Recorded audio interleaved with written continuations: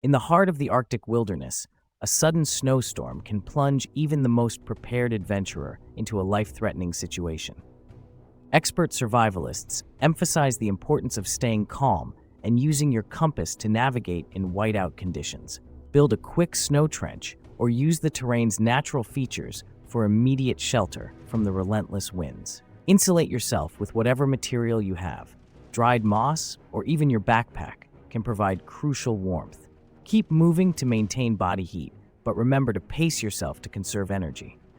Always stay oriented and never stray from your planned path until the storm passes, ensuring safe navigation back to safety.